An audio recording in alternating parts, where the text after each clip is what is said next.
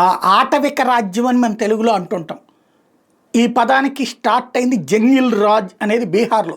లాలూ ప్రసాద్ యాదవ్ ప్రభుత్వాన్ని జంగిల్ రాజ్ అని అభివర్ణిస్తూ ఆ ప్రభుత్వం మీద విమర్శలు చేసి అధికారంలోకి వచ్చిన నితీష్ కుమార్ సాగిస్తూ వచ్చిన 20 ఏళ్ల ప్రస్థానం. ఇప్పుడు నితీష్ని దించడానికి ఇప్పుడు ఆటవిక రాజ్యం అని లాలూ ప్రసాద్ మాట్లాడుతున్నది, ఆ తేజస్వి యాదవ్ మాట్లాడుతున్న సందర్భంలో అసలు ఈ జంగిల్ రాజ్ అనేటువంటిది ఆటవిక రాజ్యం అనే పదం ఎప్పుడు వచ్చింది అన్నటువంటిది చర్చకు వచ్చింది. వాస్తవంగా ఇది 1997 సంవత్సరంలో పాట్నా హైకోర్టు చేసిన వ్యాఖ్యలు. ఈ ఆటవిక రాజ్యం అన్నటువంటి ఒక ఐఏఎస్ ఆఫీసరు అనేక మంది కుటుంబాలలో ఉన్నటువంటి మహిళల్ని అత్యాచారాలు చేశాడు.